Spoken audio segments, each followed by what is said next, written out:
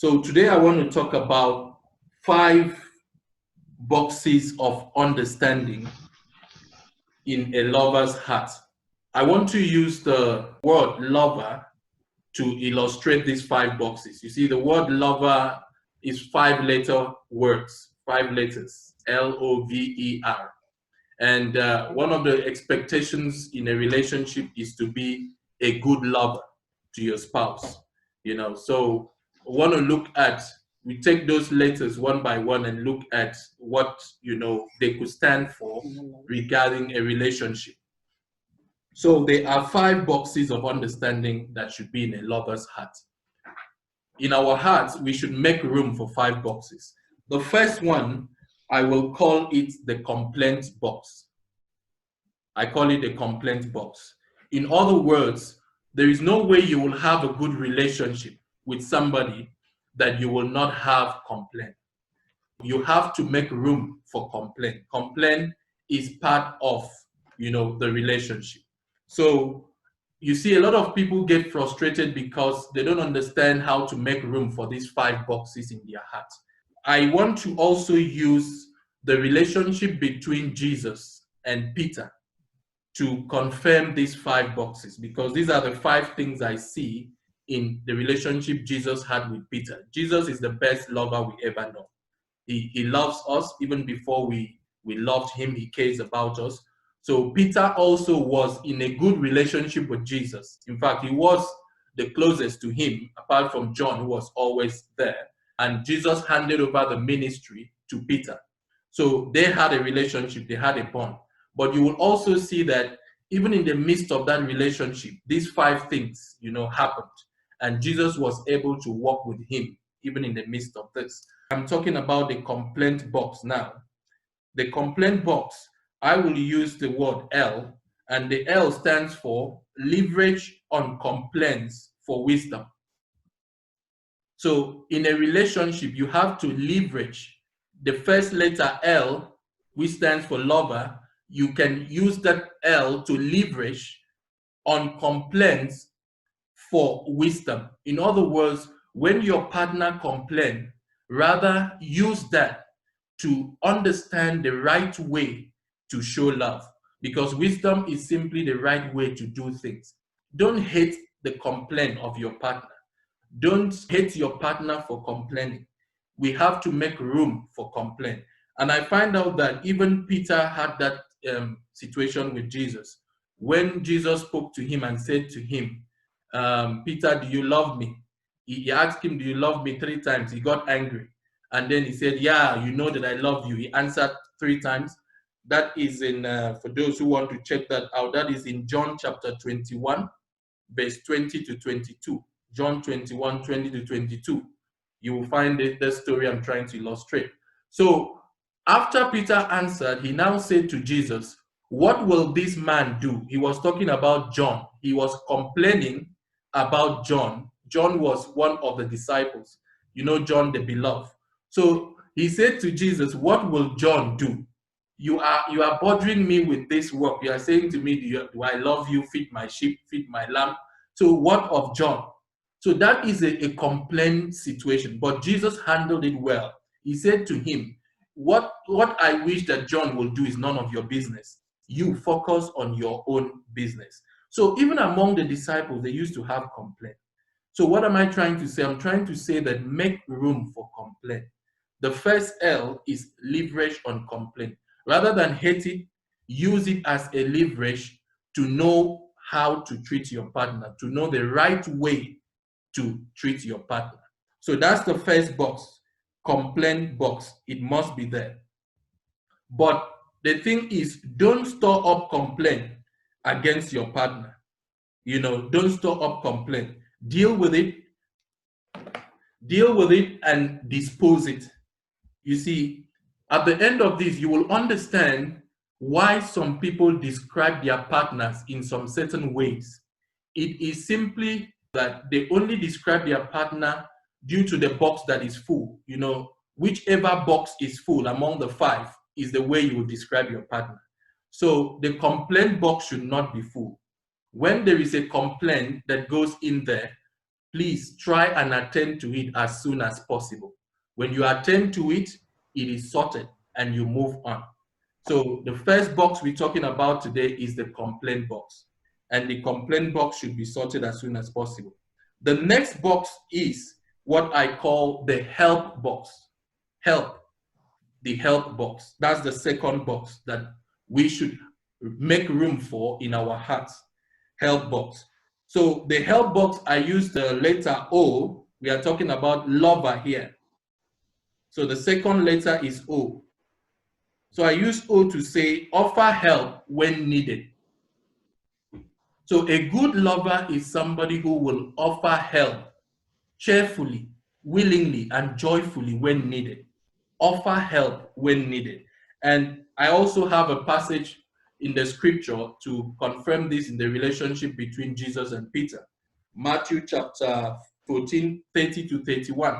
In that passage, you find out that Peter saw Jesus walking on the sea, and he said to him, if it is you, tell me to come. And Jesus said to him, come.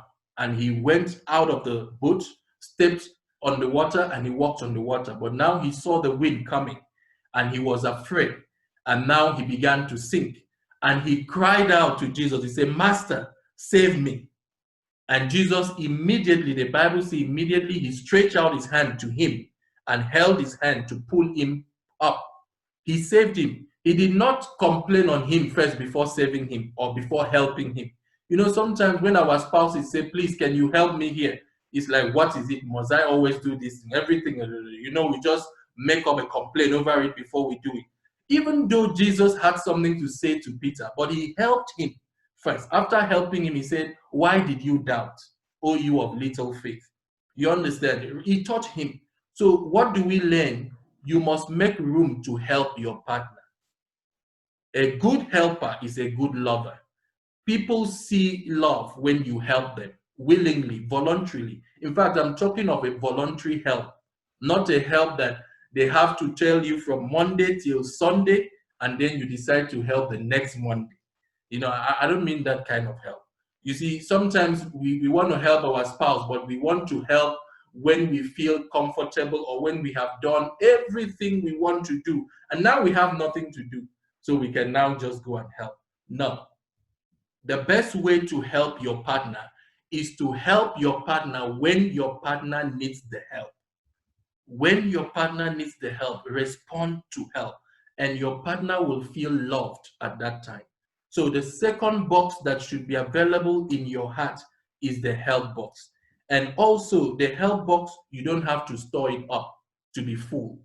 Try and sort out the help boxes. You know, I want you guys to picture, you know, when you go somewhere, you find people put their suggestion box, complaint box. You see those things, you know, in some companies or whatever, churches, you know. So I want you to picture 5 boxes like that in your heart. The first one is complaint. Make sure it's not full. When it comes, sort it out immediately. Because if you don't sort it out immediately, when somebody asks you, how is your wife? When you reach out to your heart, the box that is full is the one you will touch first. And when you pull it out, you say, my God, this woman can complain. I've never seen. She's always complaining of everything, complaining. Because that's the box that is full in your heart. So I want you to get the illustration I'm trying to, you know, share today. Deal with the complaint box, empty it, and sort it out. Now the help box, don't let the help box too be full. Because you see, when the help box is full, you are going to say, oh, this is my husband always wanting this. If it's not this, he wants this. He wants to eat this kind of rice. He wants to do this. I'm tired of this. You know, he's always wanting something. He's always demanding something, you know. So that is also because the help box is full and the other boxes are empty. Let's go to the third box. The third box is called the suggestion box. You must have a suggestion box in your heart, suggestion. And I will advise that if you want to share something with your spouse, please try and make sure you understand if you are trying to share a suggestion or you're trying to complain. Because you see, sometimes I find out that people can share a suggestion and it sounds like a complaint. Are you getting me? Why are you always doing this? You should do this. First, it comes like a complaint, and then it looks like it's a suggestion. So I was sharing this with my wife, and I said, listen, we should try to package things in the right packaging where it fits. If it's a suggestion, let's put it like a suggestion. Say to your partner, well, it's good what you are doing, but I'm thinking, what if we will do it this way? What do you think? That's a suggestion. Not, are you stupid? You taking this chair and you keep it here. Are you okay? That's a complaint. And then you say, can't you see that this chair should go this way? After you have, rebuke the person, make the person feel bad, now you give a suggestion. So don't you have eyes to see that this chair should go this way? It's not going to work. So I just want us to understand that these are boxes that we should try and put things there. The right things should go into these boxes. So example of a suggestion box that I found is in Matthew chapter 17, verse 4 to 5. You remember when Jesus was being transfigured on the mountain of transfiguration. And Peter did not know what to say, because for the first time in his life, he saw Jesus' garment change like white, total white, and then he saw Peter and Elijah with him on the mountain. And he was just confused. So he said, Master, why don't we make 3 tabernacles? One for you, one for Moses, and one for Elijah. It's a suggestion. It may have sounded like a foolish suggestion, but Jesus did not rebuke him. He allowed him. It showed the kind of relationship they had, that they could say what they want to say. They could just be themselves. So in the midst of that, I would say God spoke and he said, this is my beloved son in whom I'm well pleased. Hear ye him. And that was it. So what am I saying? Don't have a relationship where you don't give room to get suggestions from your partner. In fact, I have discovered that if you want to have the best in your relationship, always try to get input from your partner. Try to get suggestions from your partner. It will help you a lot. You may know the thing, it might be your own expertise, but don't ignore the suggestions your partner gives. So that is another box we must make room for. Value suggestions from your partner. So that is on letter V. Letter V is value suggestions from your partner. Value suggestions from your partner. Remember, we are looking at the letters of the word lover, and we are on letter V. Value suggestions from your partner, so you can make the best decisions. Now let's go to the fourth one. The fourth box, I call it the mistake box. The mistake box. In other words, we should give room for mistakes. In any relationship, there will be mistakes. You see, the reason I'm sharing this is that if you are prepared for something, you'll be able to handle it well. The reason a lot of people cannot handle some things, especially things like mistake, complaint, help, is because they did not make room for it in their heart. So now you'll be able to make room for that and know that, yes, my partner is not perfect. He or she will make a mistake. So there must be room for a mistake box. And that is with the letter E. And it simply says, endeavor to accommodate mistakes. So with the letter E, which is the fourth letter of the word lover, endeavor to accommodate mistakes. There will be mistakes. Mistakes are not intentional acts. They are unintentional acts, and they can be, by words or by actions. But when your partner says, I'm sorry, is a mistake, please accept as a mistake, and don't let the mistake box be full. Don't say mistake number 1, you go and write it down. 19th of June, you write what he did, so that you can remember after 2 years and say, you remember what you did on the 19th of June. You see, you are doing the same thing today, which is the 24th of July. and then when they ask you, how is your partner? You say, hey, that man, I cannot even understand. He just messes things up. Every time he's messing up. Every time he's messing up. Because you see, the mistake box in your heart is full. So that's the first thing you will say. I have come to discover that's how people describe their partners. Which box is full will determine the description. So please, mistake box, forgive and forget. Please, especially our ladies. You know, ladies remember things a lot. They can remember the thing 1992, 2 p.m. You did it. It was in there. You did that thing exactly. In fact, they tell you the place, they tell you the cloth you wore. And you say, what? So, because, you know, they, are, they don't see it as a mistake. So, please, guys, the mistake box should be dealt with, empty, and sorted out. Now, the Bible passage I have for the mistake box between Jesus and Peter is in Matthew chapter 26, verse 69 to 75. Matthew 26, 69 to 75. The thing is that in that passage, Peter denied Jesus. I believe we all know the story. Peter denied Jesus 3 times. 3 times. 3 times. Listen, guys, I don't think any partner will be able to handle that kind of mistake. That was another level of error. You know, somebody asks your wife, are you the wife of this man? He said, no, God forbid, I'm not. I don't even know him. I don't know where he comes from. I don't know him. I'm not his wife. And then another time, another person come and ask, are you the wife of this man? He said, no, I don't know him. Or are you the husband of this woman? No, this woman, no, I don't know. I don't know her. So you can imagine that level of error. But Jesus still forgave him and went after him and still brought him back to be a leader over his own people. I think that there is no mistake we cannot forgive. I think with that example, we should make room to forgive every mistake which our partners make. Not forgive and don't forget. Let's try forgive and forget.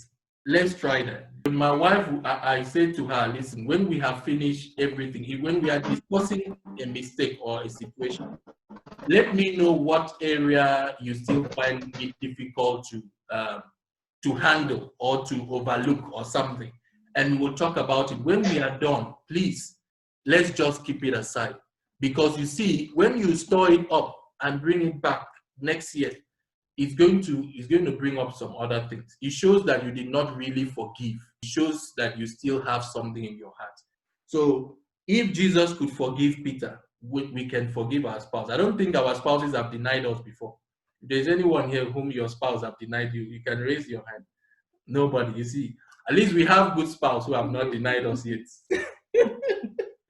And I believe they won't deny us. Now, let me go to the fifth one. The fifth one is a good one. It's very important. So the fifth one, the fifth box and the last box, I call it compliment box. Compliment box. So you should have in your heart a compliment box. In other words, compliment, I'm using the letter R to say receive and give compliments to your partner regularly. Receive and give compliments to your partner as often as you can. Receive compliments and give compliments. You see, sometimes some people find it difficult to receive compliments. If your partner comes, and say, oh baby, you look so beautiful, what do you want? What do you want? It's like some people are not used to compliments. It's like when your partner is saying, oh honey, you look nice, this is it. What do you want? I gave you money the last time. What do you want? It's like there must be something that a person wants to give compliments to you. Can't you just receive the compliment and say, thank you, my dear, than, always thinking the person wants something? So we must have the ability to receive and to give compliments. And I really like the way Jesus did. In Matthew 16, verse 16 to 19, Jesus asked his disciples, he said, who do you think that I am? Who do you say that I am? And Peter gave him a good compliment. Yes, it was a revelation, but in this light, I want to see it as a compliment. He said, thou art the Christ, the Son of the living God. And Jesus also gave him a compliment. And he said to him, thou art the rock, and upon this rock I will build my church. Compliment box is the most important box that I want to emphasize on. If there is any box that must be full in your heart, it must be the compliment box. When you have the compliment box in your heart full, if somebody asks you, how is your marriage? How is your partner? You will say, oh, she's wonderful. She's wonderful. It is the compliment that you've been receiving. Maybe your partner said to you, oh, honey, you're the best. You're very nice, very humble. That's what you store up. So you only store up the compliments in your heart. Store it up. Store it up. Don't forget it. Know that there will be a day for complaint. So you use the compliments box to make up for the complaint. So when the complaint comes, remember that she also said you were a nice man. So try and balance it. But you see, when the compliment box is empty and the only things that are full are the 4 other boxes, you will never see your marriage as being anything good. You say to people your marriage is full of complaint, demanding, it's this way and that way, full of mistakes and all that. Because the Bible says, out of the abundance of the heart, the mouth speaks. So it is what fills your heart. So any of those boxes that are full is what you will use to describe your partner. That is the truth. So if you want to see your marriage as a good marriage and you want to work out things better, please sort out the 4 boxes as soon as you can and fill up the compliment box. From today, if there is anything I want you to do, is please intentionally pay compliments to your partner.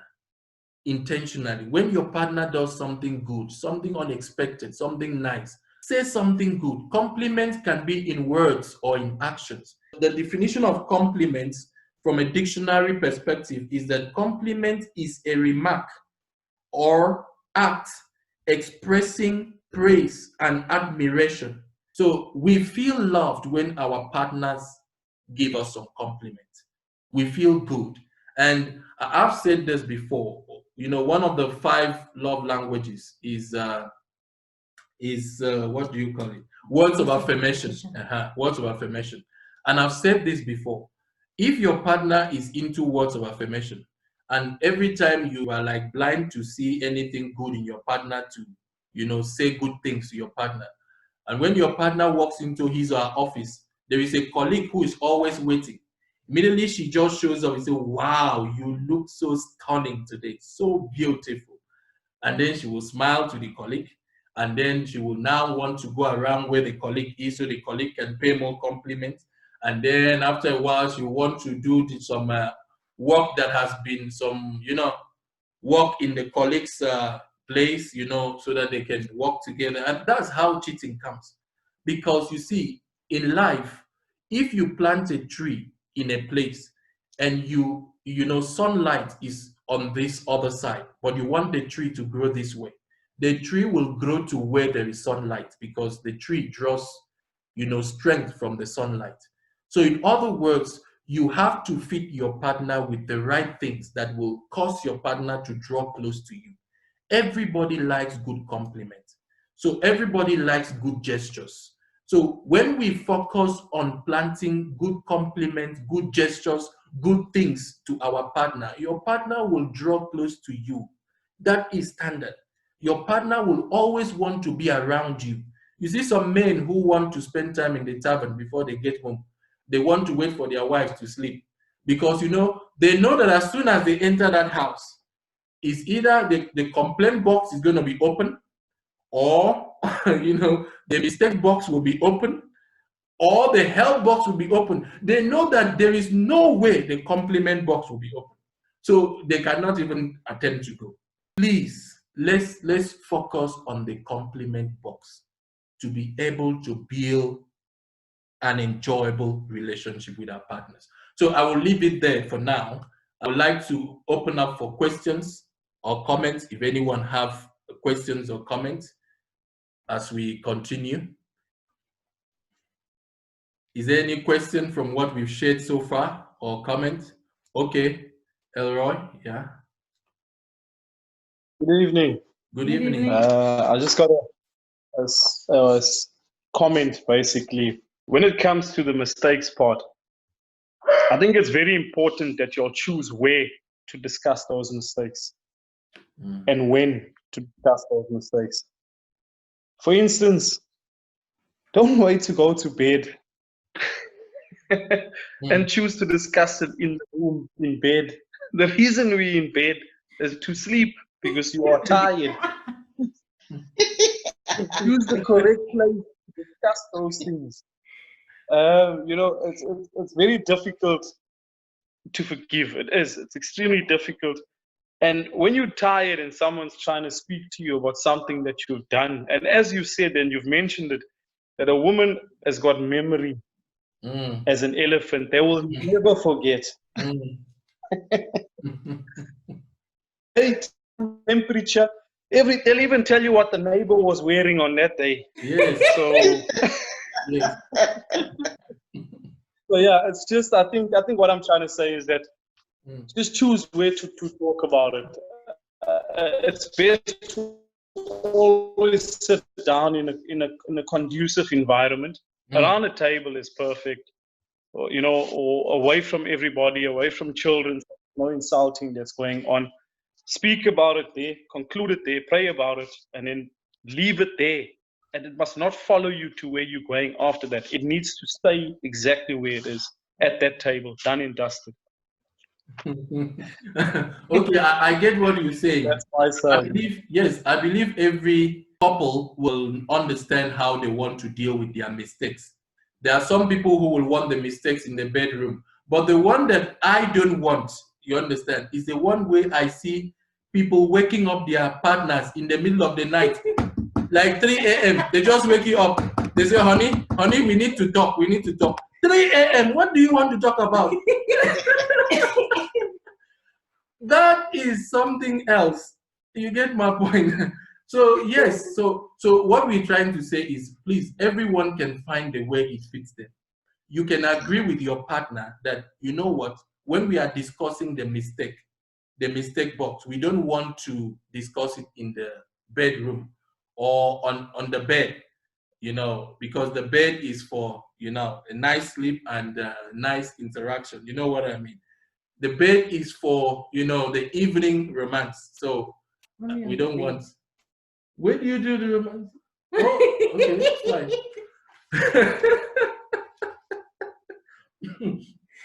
So that's it. I get you. That's true. You must agree on where and when to discuss the mistakes. Yeah. Is there any other question or comment? Okay, Bunolo, you can speak. Yeah. Okay. Yeah. What is the best way of addressing the mistake? Okay. The best way of addressing the mistake is to try to express it in a way that your partner will not feel judged.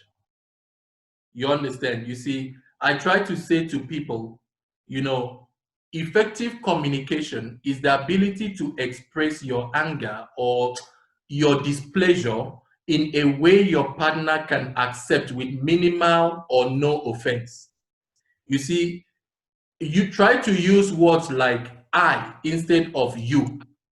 You say, don't say a person, she made a mistake, the way she maybe did something, and you say, you make me angry when you do this. You always do this. You are like this. When you use those words, it makes the person feel judged. The person feel like, okay, you've already judged me, so what can I do? So the right way to do it is to say, I feel unhappy when you do this. I feel unhappy when you do things like this or you do things this way. So you own the feeling and give room for the person to explain. And one thing very important, please, let's always try to have a benefit of doubt for our partners. Let's always try to have a benefit of doubt. And number two, let me say this. Please learn to believe what your partner says. because this is where mistakes get out of hand. It gets out of hand when your partner explains that, you know what, my tire got flat, and you don't have any proof. And you see the other person doesn't have, you say you are lying. You are lying. There was no flat tire. You are lying. He said, my battery got flat. That's why I did not answer the call. You are lying. You were somewhere. So you see, when we express a kind of expression that makes our partner not feel trusted, I mean, what do you expect? So I say to people, listen, if it comes to believing your partner or believing a stranger who accused your partner of something, try to believe your partner. I am telling you, except you have proof, until you have proof against your partner, always try to believe what your partner says. Because when once a person feels you don't trust him or her, that relationship is going to be challenging. Trust is the bedrock of a relationship. So I think I've answered your question. In expressing it, express it, I feel this way when you do this. And when your partner gives you an answer, try to understand. Don't judge, because judgment is what makes people resentful. People become more angry and frustrated when you judge them. Try and understand, and also give your remark in a good way. I'm thinking that maybe if you had done it this way, it would have been better. Or I don't like it this way. So your partner will know that, okay, I'm sorry, I won't do it this way anymore. I hope I've answered your question. Okay, is there any other question or? I'm covered. Okay. And okay. Okay, what I just want to add to what you have said, I think there is a lot of things about everyone's spouse. There is something good and there is something bad. And recently I was telling someone that I think you see what you choose to look for. If you choose to look for mistakes, you will see a lot of mistakes, because we all have mistakes. If you choose to look for something to complain about, you're going to find lots of it, because sometimes people do things for different reasons. People do things to get the person upset. People do things. If you look for the good in your spouse, you will see it, and you will see lots of it. And it's something that is done intentionally. It's not something that you accidentally bump into it. If you look for the good in your spouse, you think about him and the things that he does that makes you happy, the things that you like about him. There is something beautiful about everyone. The person may not be good in cooking, but is good in cleaning. The person may not be good at telling you how much he loves you, but is good at making you a cup of tea or coffee. He's good at caring about the little things that concerns you, valuing your emotions. So there is something good. If you really want to look for it, you will find it. So I think it also depends on what you look for in your spouse. Thank you very much. So that means that when you can find things that are good, you will fill up the compliment box.